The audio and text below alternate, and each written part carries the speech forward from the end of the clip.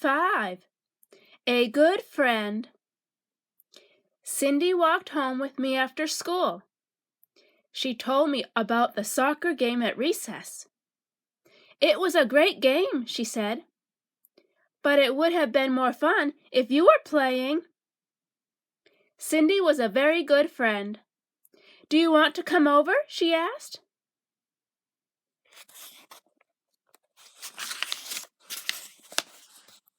I shook my head. I have chores. My mom said all kids have chores. Cindy didn't have chores. She thought my mom and dad were old-fashioned because they made Margaret and me work. She said making kids work was against the law. I told Mom that and she laughed. I still had to do chores. As soon as I got home, I took Godzilla from the aquarium. I could tell he was glad to see me because he squealed 3 times when I walked in my room. He made his little churring sound as soon as I picked him up. His whole body rumbled with happy sounds. First, I did my homework because I was a very responsible 2nd grader. Godzilla tried to nibble a corner of my science report, but I didn't let him. When I finished, I was sure to put my report in the bottom of my backpack so I was ready for school. My first chore was the bathroom. I wiped off the counters. It didn't take very long, but by the time I finished, Godzilla had already nibbled a hole in the tissue box. I turned the box around so nobody would see. I gathered the newspapers to take to the recycling bin in our garage. That was when Margaret came home from school. She let the door slam extra hard. "Where is that rugrat?" she screamed. "I'm going to kill him." I gathered Godzilla in my arms, but she wasn't talking about him. She was yelling about me.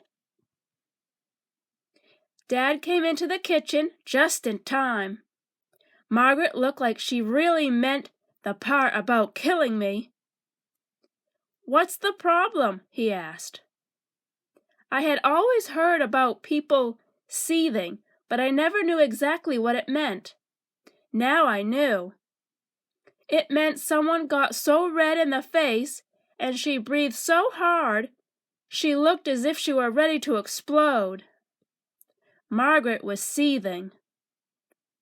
She pointed her finger at my nose. "He didn't give me my phone message," she yelled.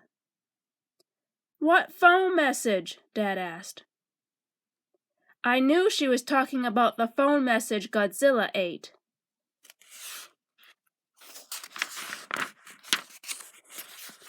Dad looked at me. "Parker," he said, "you know you are to write down the name and number of everybody who calls." I nodded. "Then why didn't you?" my sister yelled. "I did," I said. My voice shook just a little. "But Godzilla—" "Godzilla what?" Margaret hissed. "He ate it," I told her. Margaret started to yell again, but Dad held up his hand and Margaret got quiet. "Is anybody bleeding?" he asked Margaret. This is what Dad always asked when he wanted us to know that life was not about to end. She shook her head. "No." He asked his second question. "Is anybody dying?" "No," she huffed. Dad took a deep breath. "Keep Godzilla away from Margaret's phone messages," he told me. Then he went back to his office where he worked on people's taxes. I could tell Margaret was still seething. I grabbed the newspapers, sat Godzilla on top of them, and ran out the back door. By the time we got to the garage, Godzilla had already nibbled the weather forecast and he was working on the comics. I took the papers out of his mouth and stuffed them in the recycling bin. Godzilla and I sneaked in the back door. No sign of Margaret. I only had one more chore. Mail all the envelopes Mom filled with checks to pay our monthly bills.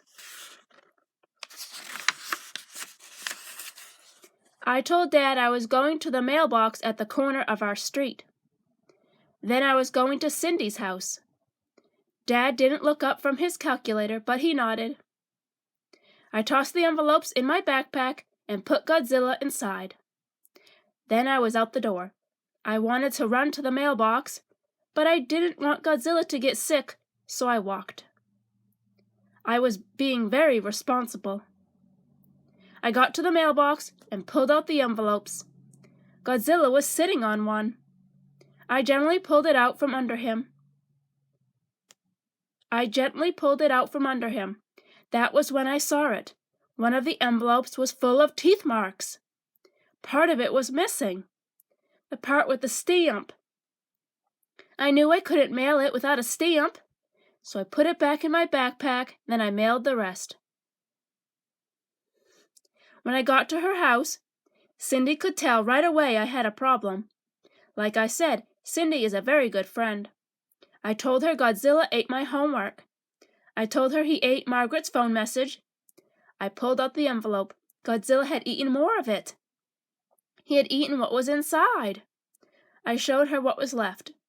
I'm afraid Godzilla will be stewed for dinner if Mom and Dad find out he ate the check inside the envelope, I told Cindy.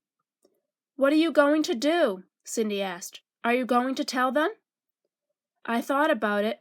I remembered what Dad always said when he wanted us to know life was not about to end. Is anybody bleeding? I asked Cindy.